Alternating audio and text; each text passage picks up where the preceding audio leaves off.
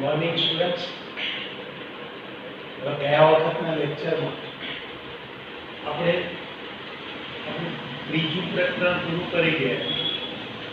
છેલ્લે જોઈ ગયા કે પોટેન્શિયોમીટર શું કહેવાય અને એની મદદથી કોઈ વિદ્યુત કોષના વિદ્યુત ચાલક બળ શોધવા હોય અથવા તે કોષનો આંતરિક અવરોધ શોધવો હોય તો કેવી રીતે શોધી શકાય આપણે ભણી ગયા. હવે એના પછીનું એક આગળનું બીજું વધારાનું ચેપ્ટર એટલે કે ચોથું ચેપ્ટર કે જેમાં આપણે વાત કરીશું ગતિમાન વિદ્યુતભારો અને ચુંબકત્વ. એટલે જુઓ, પહેલા ચેપ્ટરમાં આપણે વિદ્યુતભાર સ્થિર હતા ત્યારની બધી એની અસરોની વાત કરી. બીજા ચેપ્ટરમાં પણ સ્થિર વિદ્યુતભારોની અસરોની વાત કરી. ત્રીજા ચેપ્ટરમાં વિદ્યુતભારો ગતિમાં હોય ત્યારે વિદ્યુતીય અસરો કઈ મળે એ બધીની વાત કરી. એને લગતા પરિપથોને એમાં કેવી રીતે વિશ્લેષણો કરી શકાય એ બધી વાતો કરી. હવે એ વિદ્યુતભારને કારણે બીજી અસર મળે એ ચુંબકીય અસર, એના વિશે કંઈક વાત કરીશું. તો અહીંયા એક માહિતી ખાતર એમ કહું કે ડેનમાર્કમાં હાઈસ્કૂલની અંદર એક ત્યાં આગળ ઓસ્ટેડ નામનો સાયન્સ ટીચર હતા. એ સાયન્સના શિક્ષક હતા. લેબોરેટરીમાં પ્રયોગોનું ડેમોન્સ્ટ્રેશન આપતા હતા. એ ડેમોન્સ્ટ્રેશન વખતે એના ટેબલ ઉપર એક ચુંબકીય સોય પડેલી હતી અને આપણને ખબર છે કે ચુંબકીય સોયને જો આપણે મુક્ત રીતે ફરી શકીએ એમ ગોઠવી અને પૃથ્વીના ચુંબકીય ક્ષેત્રમાં મૂકીએ તો એ ઉત્તર દક્ષિણ દિશામાં સ્થિર રહે. હવે ઓસ્ટેડ સરને એ પેલા પ્રયોગ દરમિયાન કોઈ વાહક તારમાંથી વિદ્યુત પ્રવાહ પસાર કરવાનો થયો. જેવો એને તારમાંથી પ્રવાહ પસાર કર્યો એટલે પેલો બાજુમાં પડેલી ચુંબકીય સોય એ કંઈક કોણાવર્તન કરી ગઈ. એટલે ઉત્તર દક્ષિણમાં સ્થિર થવાને બદલે એ ઉત્તર દક્ષિણ સાથે કંઈક ખૂણો બનાવતી દિશામાં પરિભ્રમણ કરી ગઈ. એટલે એ વખતે તો વિદ્યુત પ્રવાહને કારણે કે વિદ્યુતભારની ગતિને કારણે ત્યાં ચુંબકીય અસર ઉત્પન્ન થાય એવું કોઈ આપણે માનતા નહોતા. ત્યારે આપણી નોલેજમાં એ વાત નહોતી. એટલે આપણા માટે તો એ કંઈક એક ન બનવાની એક્સિડેન્ટલ નવી ઘટના બની. એટલું જ નહીં, વારંવાર રિપીટ કર્યું તો જોઈ શકાય કે જ્યારે એ વાહક તારમાંથી વિદ્યુત પ્રવાહ પસાર થતો હતો ત્યારે એ ત્યાં ચુંબકીય સોય ઉપર અસર થતી હતી. પ્રવાહ બંધ કરી દેવામાં આવે તો પાછી એ ચુંબકીય સોય ઉત્તર દક્ષિણ દિશામાં સ્થિર થઈ જાય. આનો અર્થ એ કે વિદ્યુત પ્રવાહને કારણે આ સોય ઉપર કંઈક અસર ઉત્પન્ન થઈ અને ચુંબકીય સોય ઉપર જે અસર થાય એ ચુંબકીય અસર કહેવાય. એટલે અત્યાર સુધી આપણે ચુંબકત્વ અને વિદ્યુત શાસ્ત્ર બેને અલગ અલગ બ્રાન્ચ તરીકે વિચારતા હતા. બંને વચ્ચે કંઈક સંબંધ હોય એવું માનતા નહોતા. હવે આ ઓસ્ટેડના અવલોકન પરથી વૈજ્ઞાનિકોને એ દિશામાં કાર્ય કરવા માટેનું એક ફીલ્ડ મળી ગઈ અને સંશોધનના અંતે ત્યાં આગળ આપણે જોઈ શકીએ કે જ્યારે વિદ્યુત પ્રવાહ માત્ર નહીં, જો તમે મુક્ત વિદ્યુતભારને પણ ગતિમાં લાવો તો એ ગતિમાન વિદ્યુતભાર પોતાની આસપાસ ચુંબકીય અસર ઉત્પન્ન કરે. એટલે આ રીતે એ વિદ્યુતભારની ગતિને કારણે ત્યાં ચુંબકીય અસર ઉત્પન્ન થાય છે એવી માહિતી આપણને ઓસ્ટેડના અવલોકન ઉપરથી મળી. અને એના પરથી એ ચુંબકત્વ અને વિદ્યુત બંનેને સંયુક્ત રીતે જોડતી એક શાખા એટલે ઇલેક્ટ્રોમેગ્નેટિઝમની એક નવી શરૂઆત થઈ. અને એમાં જે આગળ સંશોધનો થતા ગયા એ સંશોધનો ઉપરથી આપણે અહીંયા આગળ કંઈક વિદ્યુત ભાર ગતિ કરતા હોય, ચુંબકીય ક્ષેત્ર ઉત્પન્ન કરતું તો એના ઉપર બળ જે લાગે એ કેવી રીતે લાગે જોઈએ. હવે એના માટે સૌથી પહેલા આપણે જોઈશું લોરેન્સ બર્નનો નિયમ.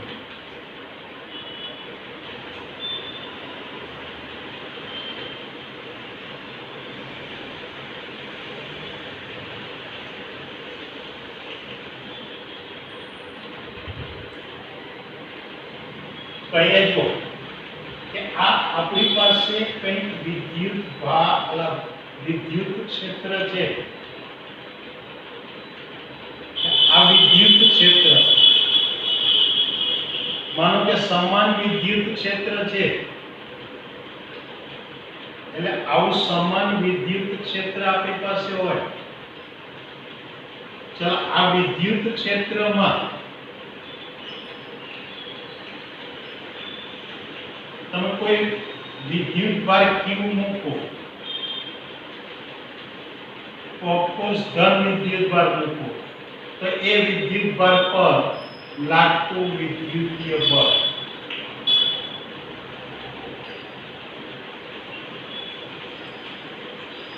એટલે એને F વિદ્યુત કહીએ. તો એ કેટલું મળે? આપણે અગાઉ જોઈ ગયા કે વિદ્યુત ક્ષેત્રની તીવ્રતા ગુણ્યા વિદ્યુત ભાર. કારણ કે વિદ્યુત ક્ષેત્ર અથવા તો વિદ્યુત ક્ષેત્રની તીવ્રતા એટલે વિદ્યુત ક્ષેત્રમાં કોઈ પણ બિંદુએ એકમ ધન વિદ્યુત ભાર પર લાગતું બળ હતું. પરિણામે જો આને સદિશ સ્વરૂપે દર્શાવો તો F વિદ્યુતીય બરાબર હું લખી શકું Q * E સદિશ E. એટલે આ વિદ્યુતીય બળ મળે.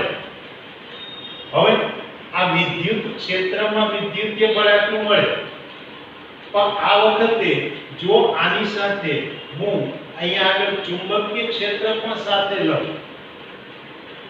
અને ચુંબકીય ક્ષેત્ર સાથે લેવું હોય તો એના ઉપર એ ગતિ કરતા વિદ્યુત ભાર ઉપર ચુંબકીય બળ પણ લાગે. માટે અહીંયા માની લો કે આ સમતલને લંબ રૂપે અહીંયાથી બહાર નીકળતી દિશામાં, એટલે આ કોઈ એક દિશા અથવા તો અંદર દાખલ થતી દિશા, એમાં એક ચુંબકીય ક્ષેત્ર લો. એટલે આ રીતે આ એક સમાન ચુંબકીય ક્ષેત્ર મળે કે જે આ સમતલને લંબ રૂપે સમતલની અંદર દાખલ થતું ક્ષેત્ર છે. એટલે એની ચુંબકીય તીવ્રતા B. એટલે આ B એ ચુંબકીય ક્ષેત્ર થયું.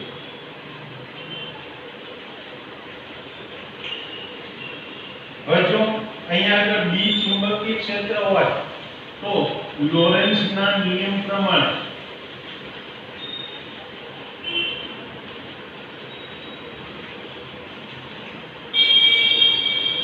આપણે અહીંયા સાબિત કરી શકાય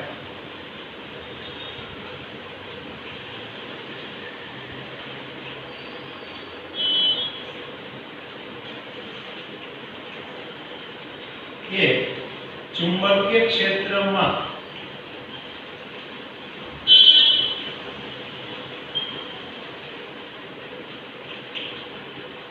ગતિ કરતા અથવા તો v વેગથી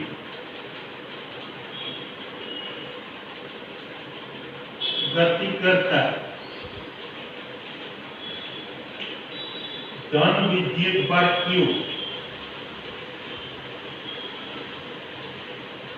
લાગતું ચુંબકીય બળ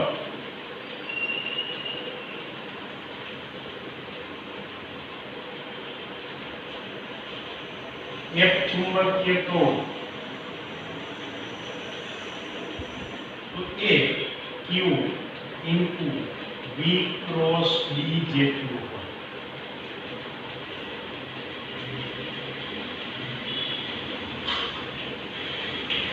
એટલે આ ચુંબકીય બળ એ આ Q into V cross B જેટલું મળે. તો અહીંયા આગળ આપણે જોઈ શકીએ કે આ ચુંબકીય બળ ચલે F ચુંબકીય એ આ વેગ v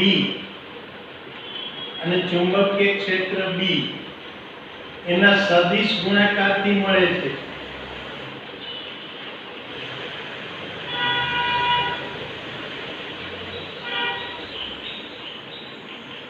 અને માટે F ચુંબકીયની દિશા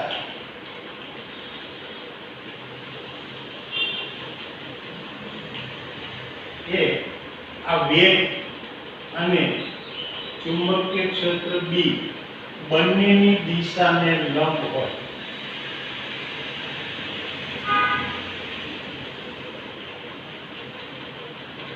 આપણે 11મા ધોરણમાં ક્રોસ ગુણાકાર અથવા સદિશ ગુણાકાર ભણી ગયા અને સદિશ ગુણાકારના પરિણામ પરથી મળતો જે ગુણાકારનું પરિણામી સદિશ હોય એ પરિણામી સદિશ એ આપેલા બંને સદિશોથી બનતા સમતલને લંબ દિશામાં હોય. એટલે અહીંયા જો આ વેગ v અને ચુંબકીય ક્ષેત્ર B બંનેની બનતું એક સમતલ વિચારીએ તો એ સમતલને લંબ દિશામાં ચુંબકીય બળની દિશા મળે. એટલે કે આ વસ્તુ હું આ રીતે આમ સમજી શકું કે દાખલા તરીકે અમારી પાસે હથેળી ને આ રીતે આમ પ્રસરાવું તો આંગળીઓ એટલે એક સદિશ થયો, અંગૂઠો એ બીજો સદિશ થયો. એ બંને સદિશોથી બનતું સમતલ એટલે હથેળી અને એ સદિશ ગુણાકારનો પરિણામી સદિશ એ હથેળીને લંબ રૂપે કાં તો બહાર આવતી દિશામાં અથવા તો અંદર જતી દિશામાં હોય. હવે અહીંયા આગળ એ સદિશ ગુણાકારના પરિણામી સદિશને દિશા શોધવા માટે આપણે 11મા ધોરણમાં જમણા હાથના સ્ક્રૂનો નિયમ ભણી ગયા. એટલે આપણે કહી શકીએ કે આ સદિશ ગુણાકારના પરિણામી સદિશની દિશા માટેના જમણા હાથના સ્ક્રૂના નિયમ પ્રમાણે આ ચુંબકીય બળની દિશા એ આ વેગ અને ચુંબકીય ક્ષેત્ર બંનેથી બનતા સમતલને લંબ દિશામાં મળે. હવે એ જ વસ્તુને મારે જો સાદી રીતે યાદ રાખવી હોય તો હું આ રીતે કંઈક વિચારું કે આ હથેળીને પ્રસરાવું, આંગળી જે છે એ બધી ચુંબકીય ક્ષેત્રની દિશામાં રાખવી, અંગૂઠો એ ધન વિદ્યુતભારની ગતિની દિશામાં એટલે કે ત્યાં વિદ્યુત પ્રવાહની દિશામાં રાખવી. તમે જાણો છો કે વિદ્યુત પ્રવાહની રૈવાહિક દિશા એ ધન વિદ્યુતભારની ગતિની દિશામાં લેવાય. માટે આંગળી એ ચુંબકીય ક્ષેત્રની દિશામાં, અંગૂઠો એ ધન વિદ્યુતભારની ગતિની દિશામાં હોય તો આ અહીંયા આગળ v ક્રોસ b એટલે અંગૂઠો એ વેગની દિશા આપે, આંગળી એ ચુંબકીય ક્ષેત્રની દિશા આપે તો v ક્રોસ b એટલે જમણા હાથનો સ્ક્રૂ એ આ હથેળીને લંબ રાખી અંગૂઠાથી આંગળી તરફ એટલે કે આ રીતે આમ વિષમઘડી દિશામાં ફેરવવાનો. અને જો તમે જોઈ શકો કે તમે જો એ સ્ક્રૂને વિષમઘડી દિશામાં ફરતો જુઓ તે સ્ક્રૂ લંબ રૂપે બહાર આવતો હોય એટલે એ આપણને બળની દિશા આપે. અને માટે શું કહી શકાય કે જમણા હાથની હથેળીને પ્રસરાવીએ અને આંગળીઓ ચુંબકીય ક્ષેત્રની દિશામાં અને અંગૂઠો એ ધન વિદ્યુતભારની ગતિ વેગની દિશામાં હોય તો હથેળીમાંથી લંબ રૂપે બહાર આવતી દિશા એ આ વિદ્યુતભાર પર લાગતા બળની દિશા આપે. આ જમણા હાથનો હથેળીનો નિયમ પણ આવો સાચો આપી શકાય.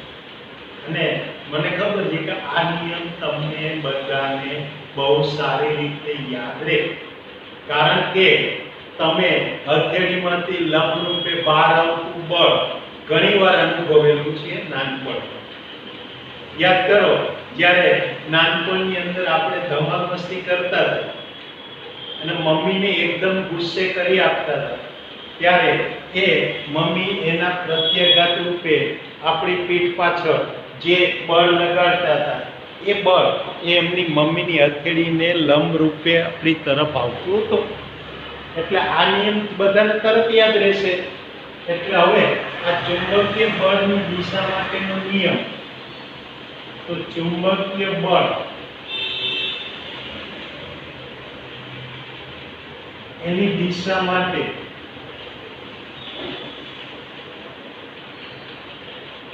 જમણા હાથની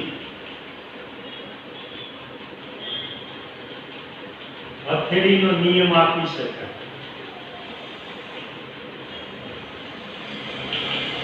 શું કહેવાય કે જમણા હાથની હથેળીને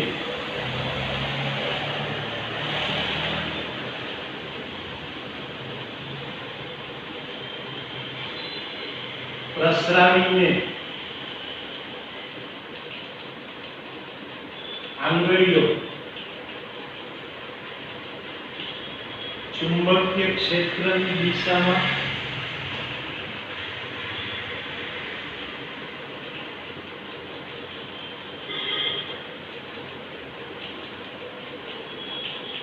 અને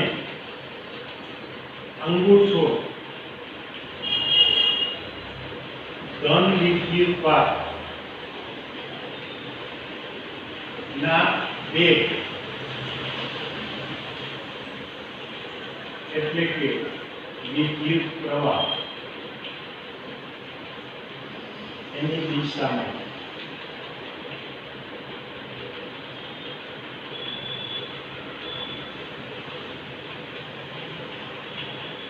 રાખતા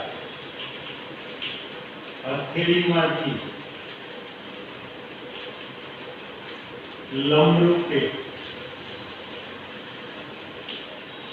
બહાર આવતી દિશા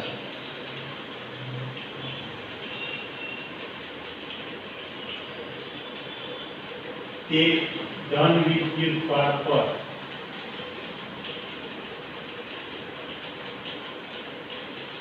લાગતા ચુંબકીય બળની દિશા દર્શાવે.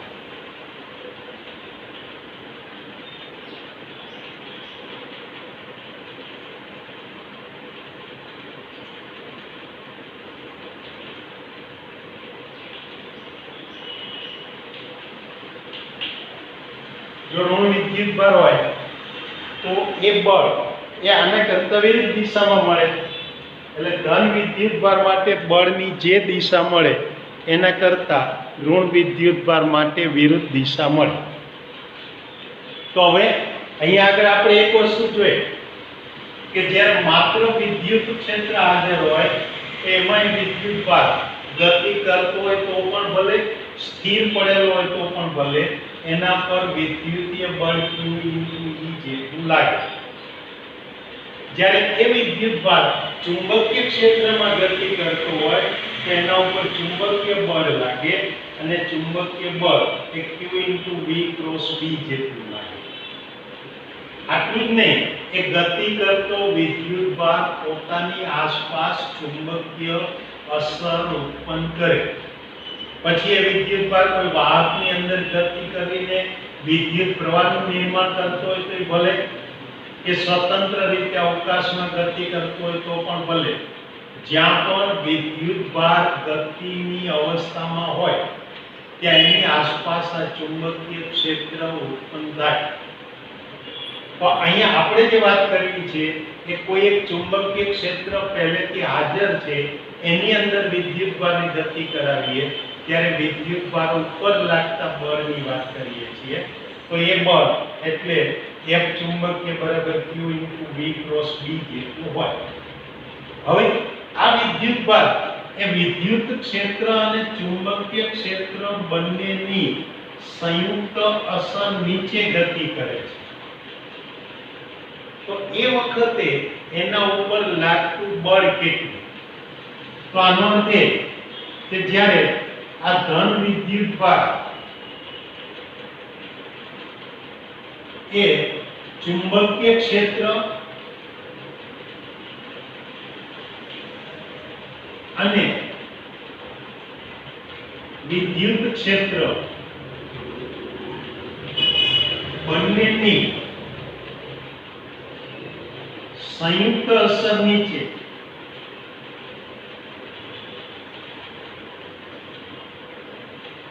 ગતિ કરતો હોય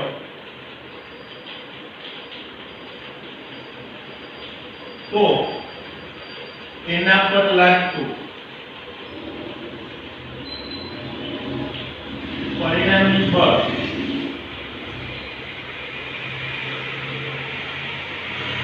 F F વિદ્યુતીય ચુંબકીય વત્તા F વિદ્યુતીય કહી શકાય। એટલે કે આ બે બળોનો સદિશ સરવાળો લેવાથી પરિણામી બળ મળે અને માટે આ પરિણામી બળ F = ચાલો F ચુંબકીય એટલે Q * V × B અને F વિદ્યુતીય એટલે Q * E અને માટે હું કેવું હોય તો આમ પણ કહી શકું કે F = Q into bracket V × B plus E। આવાનું સમીકરણ 1 અને આ સમીકરણ 1 ને લોરેન્ટ્ઝ બળ અથવા લોરેન્ટ્ઝ બળનો નિયમ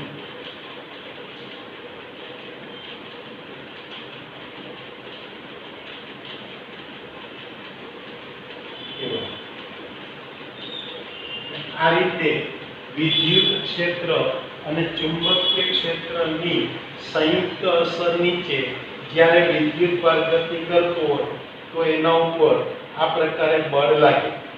હવે આ જે આપણે વાત કરી એ તો કોના માટે વાત કરી કે જ્યારે વિદ્યુતભાર સ્વતંત્ર રીતે વિદ્યુત ક્ષેત્રમાં ગતિ કરતો હોય ત્યારે તો આ લોરેન્ટ્ઝ બળ અને એના ઉપરથી આપણને આ રીતે મળી શકે। હવે અહીંયા આગળ આપણે જોઈ શકીએ કે લોરેન્ટ્ઝ બળ એ નથી તો માત્ર વિદ્યુતીય બળની દિશામાં કે નથી તો માત્ર ચુંબકીય બળની દિશામાં, એ બંને બળોના સદિશ સરવાળાથી મળતા પરિણામી સદિશની દિશામાં હોય। એટલે આવું જરૂરી નથી કે લોરેન્ટ્ઝ બળ એ હંમેશા ચુંબકીય ક્ષેત્રને લંબ અને વિદ્યુત ક્ષેત્રની દિશામાં જ હોય। એ આ બધા ક્ષેત્રોની અને વેગની દિશાઓ પર આધાર રાખે। પણ બીજી વસ્તુ કે જો વિદ્યુતભાર Q એ સ્થિર હોય તો આપણે કહી શકીએ કે વેગ v = 0 માટે ચુંબકીય બળ લાગતું નથી। એટલે Q * V × B બરાબર 0 થાય અને માટે એ વખતે લોરેન્ટ્ઝ બળ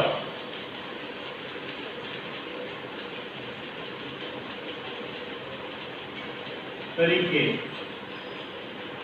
માત્ર F વિદ્યુતીય લાગે।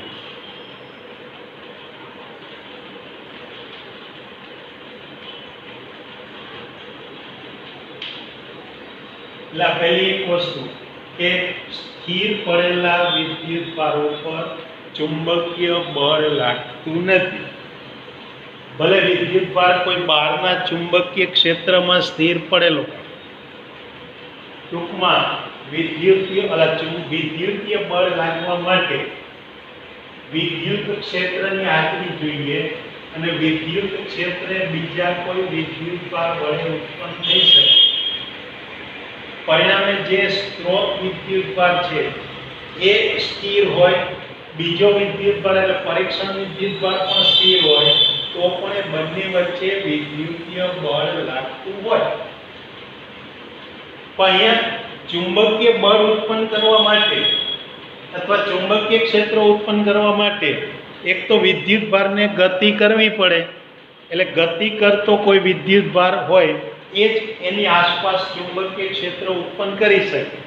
એટલું જ નહીં પણ બીજા વિદ્યુતભાર ઉપર ચુંબકીય બળ લાગવા માટે એ બીજો વિદ્યુતભાર પણ ગતિમાં હોવો જોઈએ। ટૂંકમાં હું એમ કહી શકું કે બે વિદ્યુતભારો વચ્ચે વિદ્યુતીય બળ લાગવા માટે બે કે બેમાંથી એકની પણ ગતિ થવી જરૂરી નથી। જ્યારે ચુંબકીય બળ લાગવા માટે એ બંને વિદ્યુતભારોની ગતિ આવશ્યક છે, બંને વચ્ચે ગતિ થવી જોઈએ। એટલે કે આમ કહેવાય કે કોઈ પણ બે વિદ્યુત ભારો વચ્ચે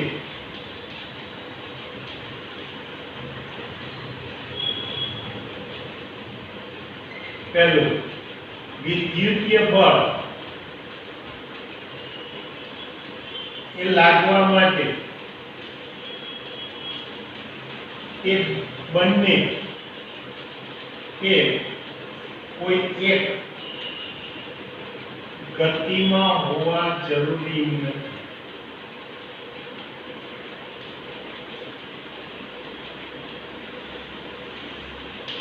બંને સ્થિર હોય તો પણ એ બળ લાગે, બંને ગતિમાં હોય તો પણ બળ લાગે, એક સ્થિર હોય ને બીજો ગતિમાં હોય તો પણ એના ઉપર વિદ્યુતીય બળ લાગે. જ્યારે અહીંયા ચુંબકીય બળ લાગવા માટે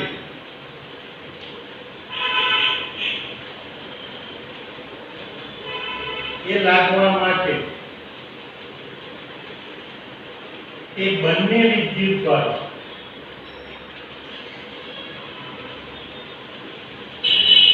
ગતિમાં હોવા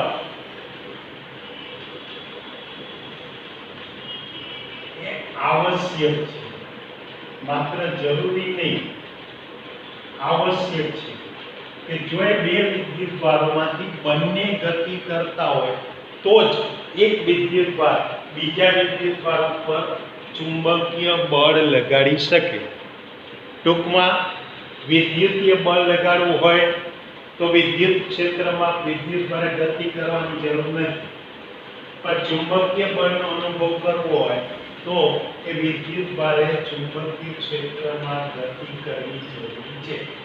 તો આજના આપણા આ લેક્ચરમાં જો શરૂઆતમાં આપણે શું જોઈ ગયા કે પ્રાથમિક માહિતી કે માત્ર વિદ્યુત ક્ષેત્ર હોય એમાં આપણે જો કોઈ વિદ્યુત ભાર મૂકીએ ધન વિદ્યુત ભાર તેના ઉપર વિદ્યુતીય બળ લાગે કેવી છે, જ્યાં E એટલે વિદ્યુત ક્ષેત્રની તીવ્રતા.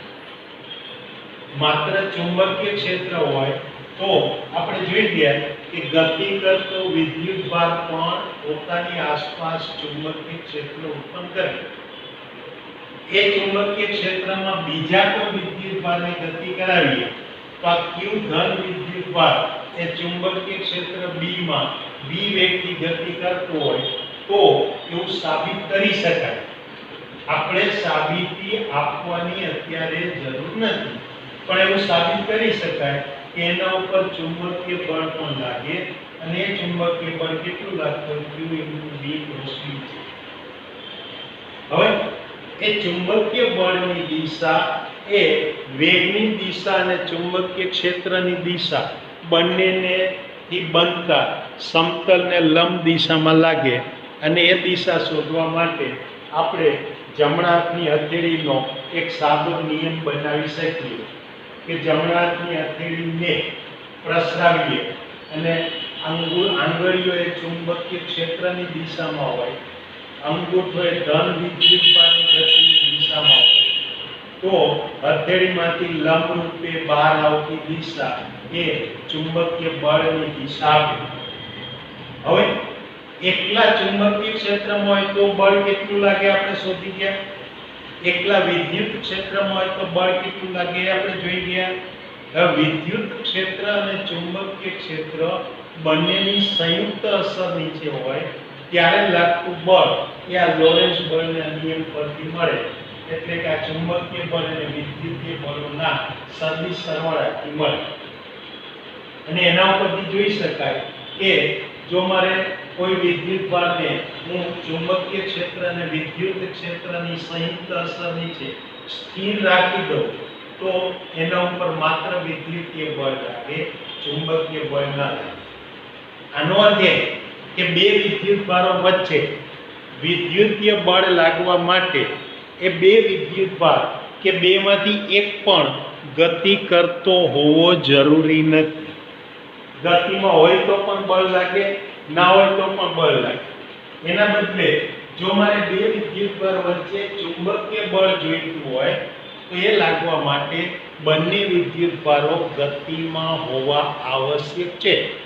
એટલે આ આપણે બળ માટેની વાત કરી. હવે આવતી વખતના લેક્ચરમાં આપણે જોઈશું કે ચુંબકીય ક્ષેત્રમાં તમે કોઈ વિદ્યુત પ્રવાહ ધારિત વાહક તાર મૂકો તો એના ઉપર એ બળ લાગતું હોય તો કેટલું બળ લાગે એ તારો વિશે સૂત્ર એ આવતી વખતે જોઈશું. ત્યાં સુધી રજા લઈએ. Good bye. આવજો.